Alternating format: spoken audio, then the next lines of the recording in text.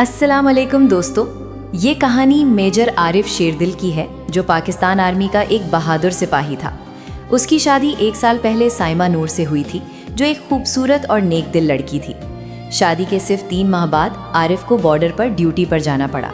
साइमा अपने शौहर की वापसी का इंतज़ार करते करते दिन गिन रही थी।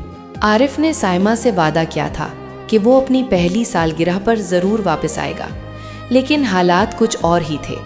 बॉर्डर पर हालात ख़राब हो गए और आरिफ को मज़ीद 3 माह के लिए रुकना पड़ा। साइमा रोज़ रात को आसमान की तरफ देखती और अपने शौहर की सलामती की दुआ करती। एक दिन आरिफ को पता चला कि उसकी यूनिट को ख़तरनाक ऑपरेशन में हिस्सा लेना है। उसने फ़ौरन साइमा को एक ख़त लिखा और उसमें अपने दिल की तमाम बातें लिख दी। ख़त में उसने लिखा, मेरी जान साइमा, मैं नहीं जानता कि कल क्या होगा, लेकिन आज मैं तुम्हें ये बताना चाहता हूँ कि तुम मेरी ज़िंदगी की सबसे खूबसूरत चीज़ हो।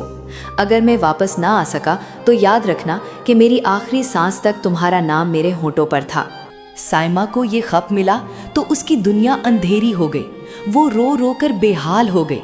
साइमा ने चीख कर कहा, नहीं आरिफ, तुम्हें मेरे पास वापस आना होगा। तुमने मुझसे वादा किया था। उस रात साइमा ने पूरी रात नमाज पढ़ी और अपने शौहर की सलामती की दुआएं की। उसकी आंखों में आंसू थे, लेकिन दिल में यकीन था कि अल्लाह उसकी दुआ ज़रूर सुनेगा। दूसरी तरफ बॉर्डर पर आरिफ अपनी ड्यूटी पर खड़ा था।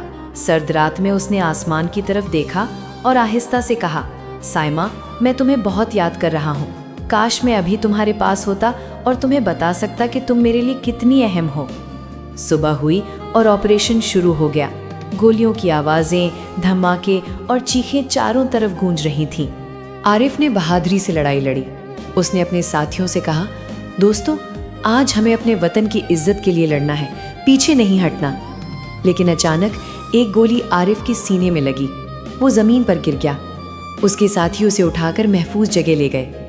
आरिफ ने अपने बेहतरीन दोस्त कैप्टन हमज़ा से कहा, हमज़ा, मेरी साइमा को बता देना कि मैंने उससे बहुत मोहब्बत की और मैं हमेशा उसके साथ रहूँगा, उसके दिल में।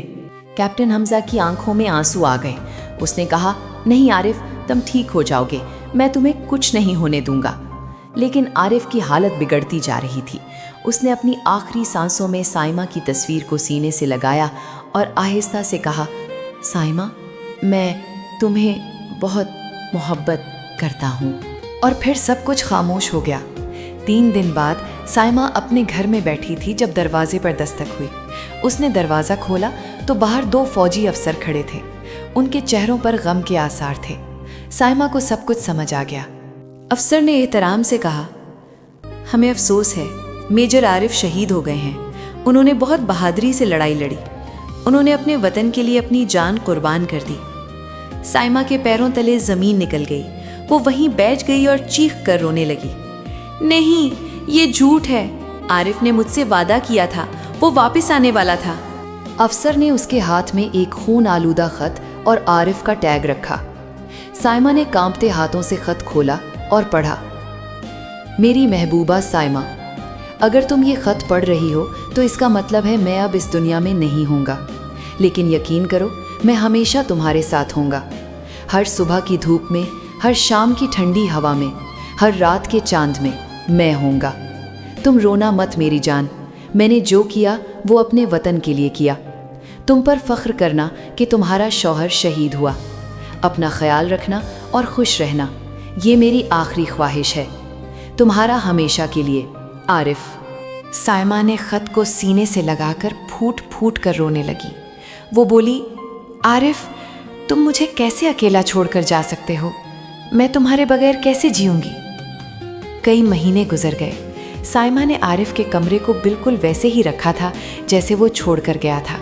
उसकी यूनिफॉर्म, उसकी तस्वीरें, उसकी खुशबू, सब कुछ वहीं था। कहानी ख़त्म हुई। अगर आपको जज्बाती और हकीकत के करीब मोहब्बत की कहानियाँ पसंद हैं तो वीडियो को लाइक करें, चैनल को सब्सक्राइब करें और अपने दोस्तों के साथ शेयर करें।